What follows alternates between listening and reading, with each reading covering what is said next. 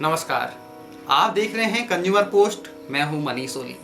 पिछले वीडियो में हमने पावर कॉरपोरेशन के कंज्यूमर फोरम यानी विद्युत उपभोक्ता शिकायत निवारण मंच के बारे में जानकारी हासिल की थी। लेकिन यह भी हो सकता है कि आप कंज्यूमर फोरम के निर्णय से संतुष्ट न हो, तो फिर आपके पास क्या विकल्प बचता है। तो आज के वीडियो में इसी विकल्प पर बात करेंगे और जानेंगे ओम्बड्समैन विद्युत के बारे में। आइए शुरू करते हैं। जब भी विद्युत उपभोक्ता शिकायत निवारण मंच का कोई निर्णय आता है तो उससे दोनों पक्षकारों के पास अपील का मौका भी होता है। अगर आप उसके निर्णय से संतुष्ट नहीं हैं तो अपील में जा सकते हैं। जैसे जो पावर कॉरपोरेशन है वो उसके खिलाफ रिट दाखिल करेगा उच्च न्यायालय में, और कंज्यूमर के पास एक और विकल्प बचता है कि उच्च न्यायालय में जाने से पहले एक दूसरी संस्था जो खास उसके लिए बनाई गई है वो वहां पर अपनी शिकायत यानी कि अपील दर्ज करा सकता है। वो संस्था है ओम्बड्समैन विद्युत। तो सबसे पहले जानते हैं कि ओम्बड्समैन में एक शिकायतकर्ता के रूप में अपनी शिकायत कौन दर्ज करा सकता है। यहाँ अपील में कौन आ सकता है। एक विद्युत उपभोक्ता जो कि विद्युत का उपभोग कर रहा है एक शिकायतकर्ता के रूप में आ सकता है। इसके अलावा एक ऐसा व्यक्ति जो कि बिजली का नया कनेक्शन चाहता है वो भी शिकायतकर्ता के रूप में यहाँ एक अपील दाखिल कर सकता है। तीसरा, जो पंजीकृत या फिर अपंजीकृत जो संघ हैं, विद्युत उपभोक्ताओं के कोई संगठन हैं जिनके एक समान रूप से हित हैं, वो भी यहाँ पर शिकायतकर्ता के रूप में अपनी शिकायत दर्ज करा सकते हैं। अब देखते हैं कि शिकायत की प्रकृति क्या होगी, किस तरह की शिकायतें यहाँ पर दर्ज कराई जा सकती हैं। एक अपील में यहाँ आप आ सकते हैं। उसके लिए स्थिति बिल्कुल स्पष्ट है। सबसे पहले ये समझ लेते हैं कि कौन कौन सी शिकायतें यहाँ पर दर्ज नहीं कराई जा सकती हैं। तो सबसे पहले बिजली चोरी का अगर कोई मामला है तो उसे आप यहाँ नहीं ला सकते हैं। इसके अलावा विद्युत का जो अनधिकृत उपयोग है उसके मामले यहाँ नहीं ला सकते हैं। तीसरा, जो विद्युत संबंधी जो दुर्घटनाएं हैं उसका अगर कोई मामला है तो वो भी आप यहाँ नहीं ला सकते हैं।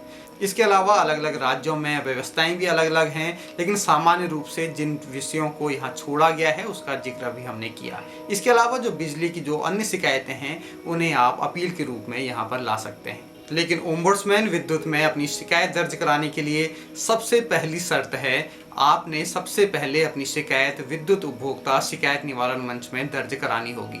तो फिर आपके पास जब वहां का निर्णय आ जाता है और उससे आप संतुष्ट नहीं हैं, तब आप ओम्बड्समैन में अपनी शिकायत दर्ज करा सकते हैं, एक अपील प्रस्तुत कर सकते हैं। इसके अलावा एक और स्थिति बनती है जब आप ओम्बड्समैन में अपील प्रस्तुत कर सकते हैं, शिकायत प्रस्तुत कर सकते हैं। वो है जब विद्युत उपभोक्ता शिकायत निवारण मंच में मान लीजिए आपने कोई शिकायत दर्ज कर दी, लेकिन वहां से जो निर्धारित समयावधि है उसमें उसका निर्णय नहीं होता है, तब भी आप ओम्बड्समैन विद्युत में अपनी शिकायत दर्ज करा सकते हैं, यानी कि विद्युत उपभोक्ता शिकायत निवारण मंच के निर्णय से पहले। इसके अलावा आपने एक बात का और ध्यान रखना है कि जब विद्युत उपभोक्ता शिकायत निवारण मंच का कोई निर्णय आता है और अगर आप उससे संतुष्ट नहीं हैं तो एक निर्धारित समयावधि में ही ओम्बड्समैन विद्युत में आप अपील कर सकते हैं। उसकी जो समयावधि है वो अलग अलग राज्यों में अलग अलग है। अधिकतर राज्यों में उसको 30 दिन का समय दिया गया है, यानी जजमेंट के होने के बाद जब उसकी कॉपी आपको मिल जाएगी उसके बाद से 30 दिन का समय आपको मिलेगा उसमें अपील करने का। तो आप ये देख लीजिए, पहले उस निर्णय को आप पढ़ लीजिए विद्युत उपभोक्ता शिकायत निवारण मंच के, और अगर आपको लगता है कि वो निर्णय उचित नहीं हुआ है तो उसके खिलाफ आप ओम्बड्समैन में जा सकते हैं। लेकिन अगर किसी जेन्युइन कारणों से आप अपनी शिकायत 30 दिनों या फिर जो भी निर्धारित समयावधि है उसके भीतर अपनी अपील प्रस्तुत नहीं कर पाते हैं तो आप अपने कारणों को व्यक्त करते हुए ओम्बड्समैन के समक्ष जा सकते हैं। अगर ओम्बड्समैन उससे संतुष्ट है तो आपकी अपील स्वीकार की जा सकती है।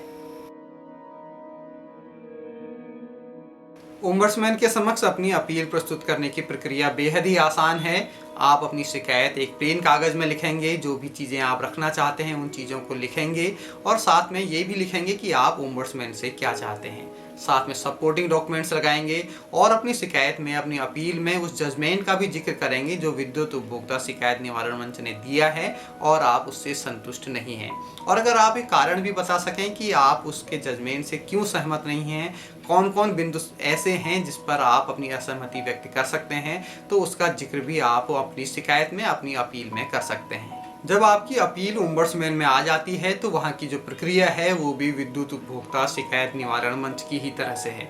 आपकी शिकायत यानी कि जो आपकी अपील है उसकी कॉपी संबंधित विद्युत वितरण खंड को भेजी जाएगी और वहाँ से फिर उसका जवाब आएगा जो कि आपको एक प्रत्युत्तर दाखिल करने के लिए दिया जाएगा। हियरिंग की जाएगी और फिर उसके बाद ओम्बड्समैन का अपना निर्णय सुनाया जाएगा।